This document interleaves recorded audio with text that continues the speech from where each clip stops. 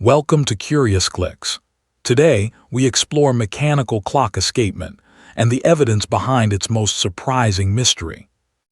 How does a clock release energy in equal steps instead of unwinding at once? The famous structures are only the visible part of the story. This documentary follows the evidence behind mechanical clock escapement, focusing on the physical systems that made them work. The mechanism becomes clearer here. The escapement must interact with the oscillator to perform two functions each swing.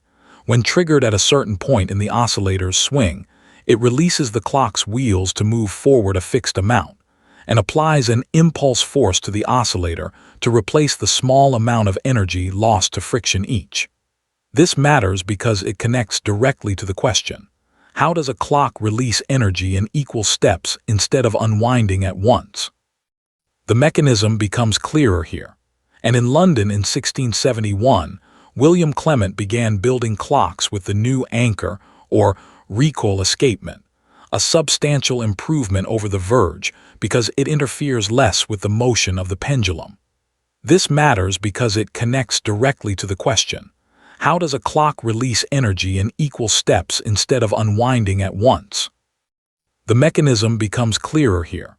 1200, and its use in a clock using such a perpetual motion wheel, mercury-filled, as a clock escapement, in the astronomical codices of Alfonso the Wise, King of Castile, ca.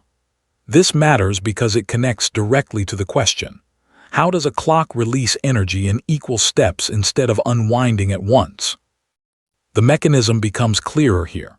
The escapement has recoil, meaning that the momentum of the foliot or pendulum pushes the crown wheel backward momentarily, causing the clock's wheel train to move backward during part of its cycle, 1336.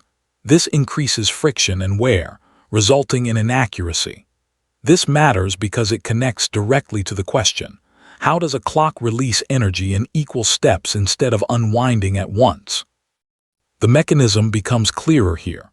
A modern experimental grasshopper clock, the Burgess Clock B, had a measured error of only 5/8 of a second during 100 running days. 69 after 2 years of operation, it had an error of only plus or minus 0.5 sec after barometric correction. 7071, gravity escapement double three-legged gravity escapement, a gravity escapement. This matters because it connects directly to the question: how does a clock release energy in equal steps instead of unwinding at once? The mechanism becomes clearer here. Anchor escapement main article. Anchor escapement animation of anchor escapement, invented around 1657 by Robert Hooke. The anchor, see animation, quickly superseded the verge to become the standard escapement used in pendulum clocks through to the 19th century. This matters because it connects directly to the question: how does a clock release energy in equal steps instead of unwinding at once? The mechanism becomes clearer here.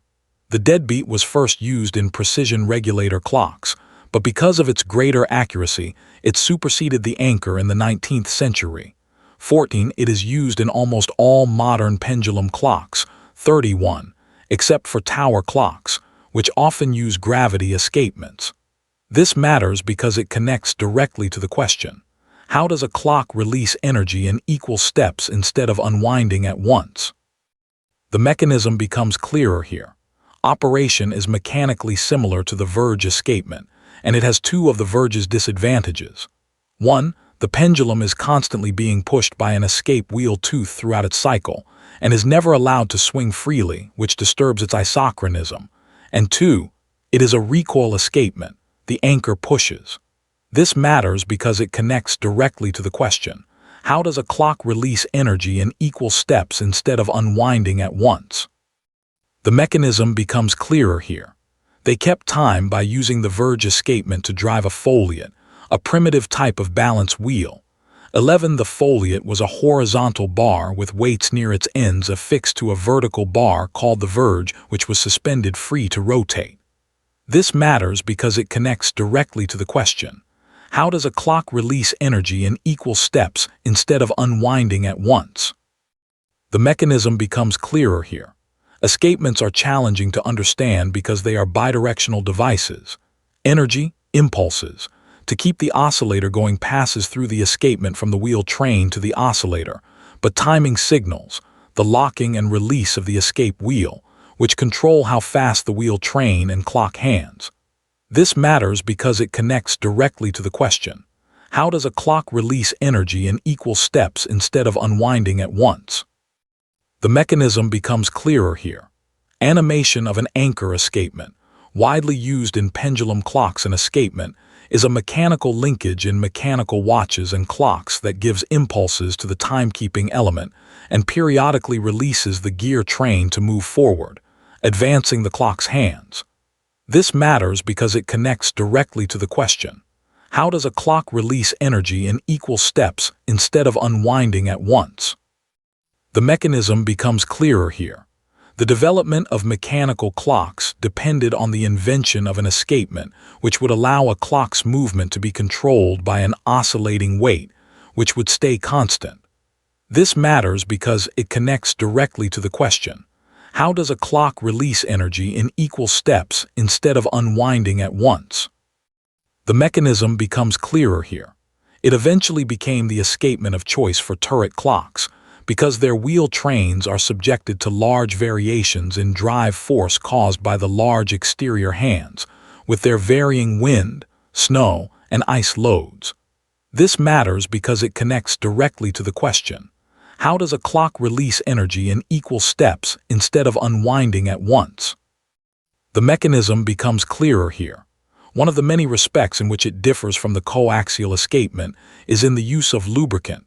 The indirect impulse is via sliding friction between an escape wheel tooth and a lever pallet, requiring oiling. This matters because it connects directly to the question, how does a clock release energy in equal steps instead of unwinding at once? How an escapement turns continuous stored energy into measured ticks. The evidence does not point to one isolated trick. It shows a coordinated system of choices, materials, measurement, maintenance, and adaptation. That is the deeper achievement behind mechanical clock escapement. Thank you for watching. Please subscribe to CuriousClicks.